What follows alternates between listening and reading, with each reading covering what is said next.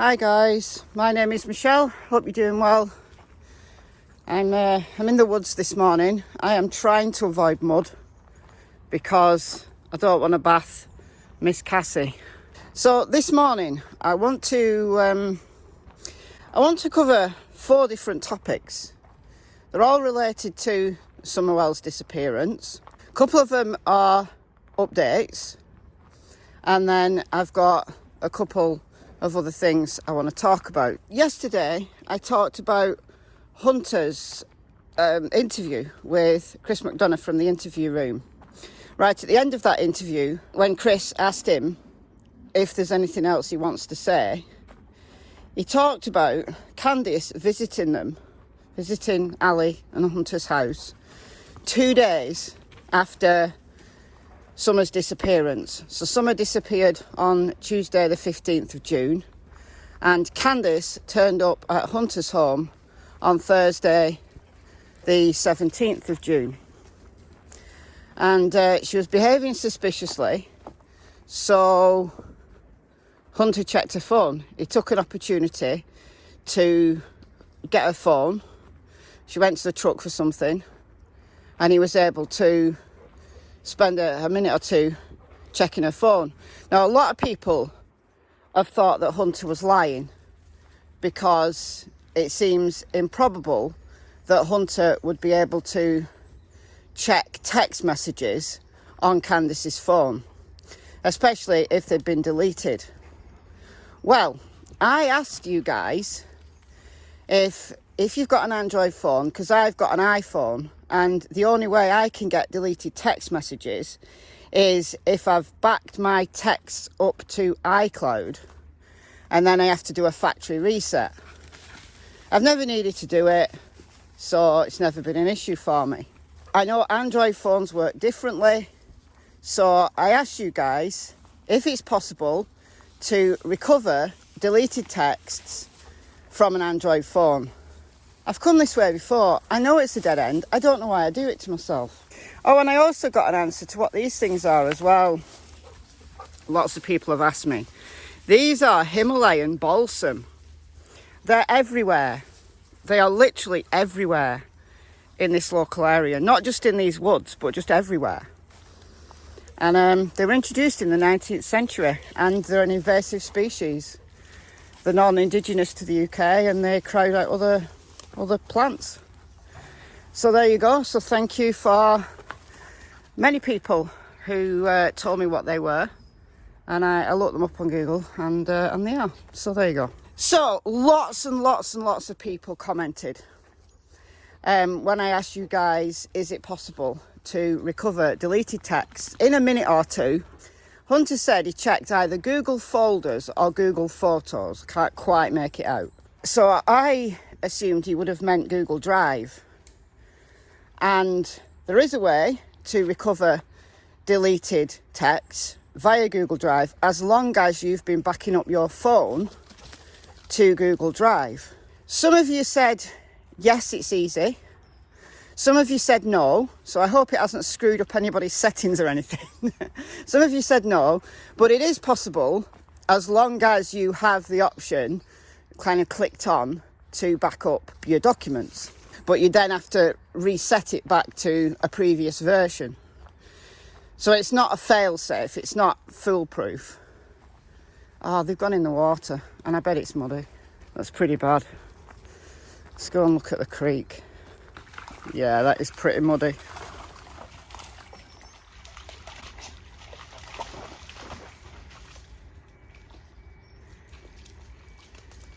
When it's rained a lot, it comes all the way up to here, but...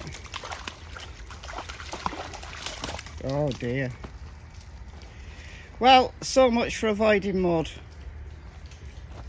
Yeah, so much for that, eh?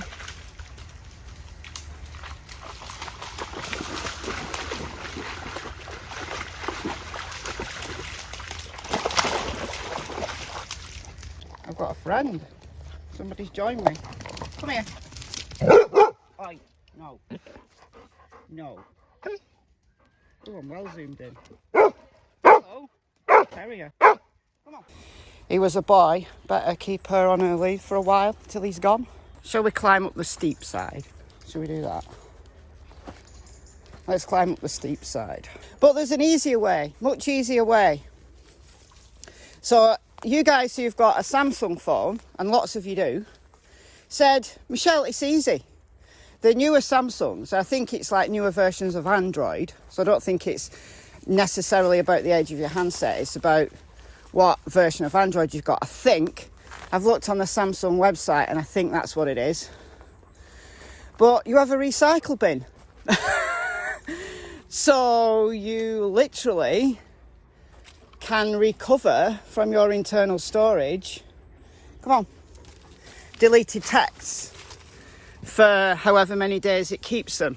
I think it keeps them for, I think it's 15 days. Whoa. And the newest versions, I've seen people complaining on the Samsung website saying that they don't want this because they now have to delete the text twice. They have to delete it from their inbox and then they have to delete it from their recycle bin. And it's dead easy. And you get that in your files. It's an option in your files and you can turn it off if it annoys you. But it's in your gallery. And Hunter mentioned gallery. So it's easy as long as Candice had a Samsung phone. So there you go. Easy as that. Oh, we've got somebody else coming. Oh, is he? Oh, he's deaf and blind. Oh, we've got two more friends coming. Oh, I'm never going to get through this video. So I think we can assume that actually Hunter's telling the truth. That's what I'm going to assume. On that one, I'm not saying he didn't embellish other parts of his interview, but on that grounds, I believe him. Next thing. Somebody posted on my Facebook group, and there's a link to the Facebook group in the description box, in case you didn't know. Feel free to join, as long as you're not a troll, because, you know, you'll just get blocked, whatever.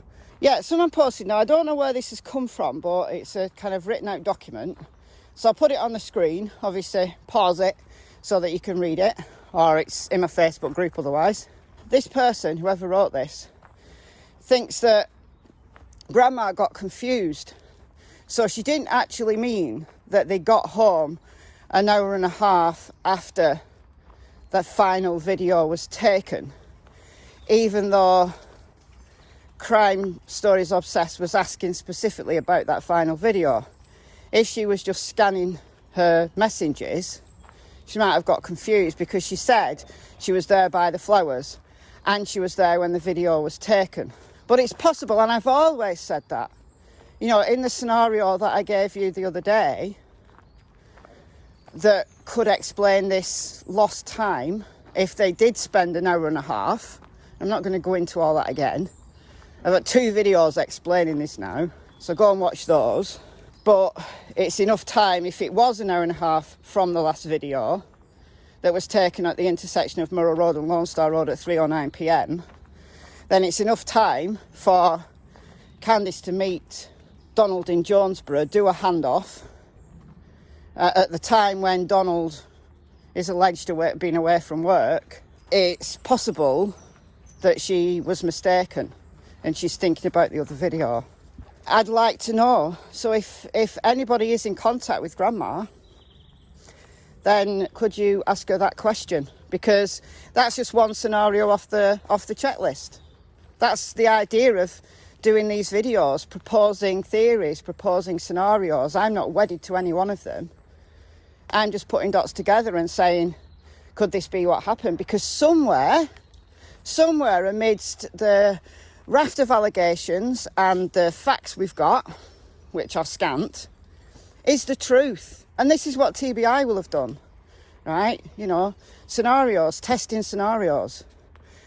They obviously know a whole lot more. They'll have the phone data back by now, I'm pretty sure. But there's probably a lot of information that they need to gather. You know, there's social media. They were on loads of different social media sites. So they've got to get the records for all of those. You know, they've got to wait for loads of stuff to come back. So please be patient about the investigation. let them get it right. Because something that concerns me is if they do arrest Don, Candice and possibly also Grandma, if they plead not guilty, which I'm going to guess they would, then they've got to have an absolutely watertight case. I mean, look at how divisive Hunter as one witness is. Because loads of you guys in my comments do not believe Hunter. Do not believe him at all. Put him in the witness box and without a really, really strong case, you know, it's even if he's telling the absolute truth, a jury might not believe him. 15-year-old boy who's been consuming a bit of alcohol, he's embellishing. A cross-examination by a defence team could destroy him. So it has to be watertight. So be patient.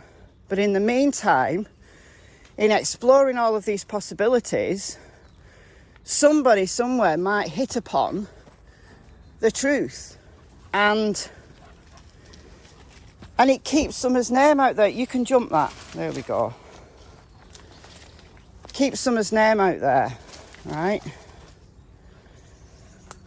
Go on. Whoa, big jump. I think all our doggy friends have gone now. I'm going to start heading home though, so should I let her off or not? Decide for me, guys. Should I let her off or not? Go on, I'll let her off. Come here.